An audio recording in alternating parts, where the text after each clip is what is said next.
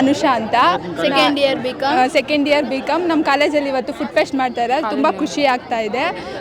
ಚೆನ್ನಾಗಿ ವ್ಯಾಪಾರನೂ ಆಗ್ತಾ ಇದೆ. ಯಾವಾಗೂ ಕ್ಲಾಸ್ ಅಂತ ಅಂದ್ಕೊಂಡಿರ, ಇವಾಗ ಒಂಥರ ಫ್ರೀ ಮೈಂಡ್ ಥರ ಇದೆ.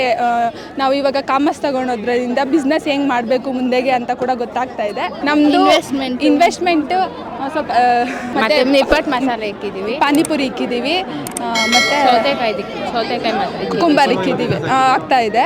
ನನ್ನ ಹೆಸರು ಬಂದು ಬಿಂದುಶ್ರೀ ಅಂತ, ಫ್ರಮ್ ಸೆಕೆಂಡ್ ಇಯರ್ ಬಿಕಾಮ್. ಇಲ್ಲಿ ನಮ್ಮ ಕಾಲೇಜಲ್ಲಿ ಬೆಸ್ಟ್ ಡಿಗ್ರಿ ಕಾಲೇಜಲ್ಲಿ ಫುಡ್ ಫೆಸ್ಟ್ ಅಂದರೆ ನಳಪಾಕ ಅನ್ನೋದನ್ನು 22 ಇವತ್ತು ಸ್ಯಾಟರ್ಡೇ ಮಾಡ್ತಿದ್ದಾರೆ.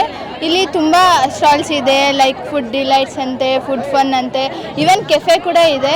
ತುಂಬ ಚೆನ್ನಾಗಿದೆ. ಕೆಫೆಯಲ್ಲಿ ಪಿಜ್ಜಾ ಆ ಥರ ಎಲ್ಲ ಫೆಸಿಲಿಟೀಸ್ ಚೆನ್ನಾಗಿದೆ. ನಾವೇನು ಸ್ಟಾಲ್ಸ್ ಆ ಥರ ಏನಿಲ್ಲ, ನಾವು ತಿನ್ನೋದಕ್ಕೆ ಬಂದಿರೋದು.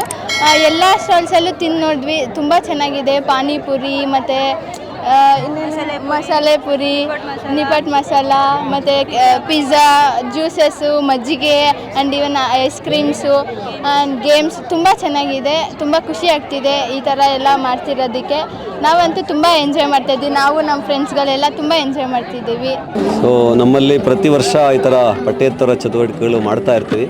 ವರ್ಷ ಪೂರ್ತಿ ತರಗತಿಯಲ್ಲಿ ಪಾಠ ಪ್ರವಚನಗಳಲ್ಲಿ ಮುಳುಗಿರ್ತಾರೆ ಹುಡುಗರು.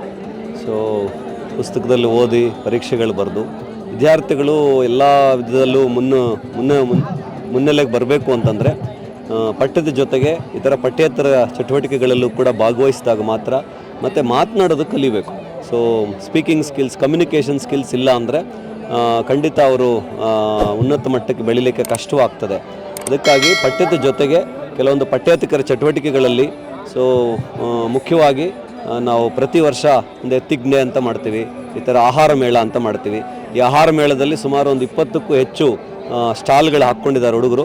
ಪ್ರತಿ ಸ್ಟಾಲಲ್ಲೂ ಅದರದ್ದೇ ಆದಂಥ ವಿವಿಧ ರೀತಿಯ ಆಹಾರ ಪದಾರ್ಥಗಳನ್ನ ತಯಾರು ಮಾಡಿ, ಒಳ್ಳೆ ರುಚಿಕರವಾದಂಥ ಆಹಾರ ಪದಾರ್ಥ ತಯಾರು ಮಾಡಿ ಅದನ್ನು ಮಾರಾಟ ಮಾಡುವ ಮೂಲಕ ವ್ಯವಹಾರ ಶೈಲಿಯನ್ನು ಕೂಡ ಕಲಿಯೋಕ್ಕೆ ಇದೊಂದು ವೇದಿಕೆ ಆಗಿದೆ ಅವರಿಗೆ. ಸೊ ಮುಂದಿನ ದಿನಗಳಲ್ಲಿ ಇದು ಖಂಡಿತ ಅವರಿಗೆ ಉದ್ಯೋಗ ಬಯಸಿ ಹೋಗೋಂಥ ಸಂದರ್ಭದಲ್ಲಿ ಈ ಸ್ಕಿಲ್ಸ್ ಎಲ್ಲ ಕೂಡ ಅವ್ರಿಗೆ ಉಪಯೋಗಕ್ಕೆ ಬರ್ತವೆ.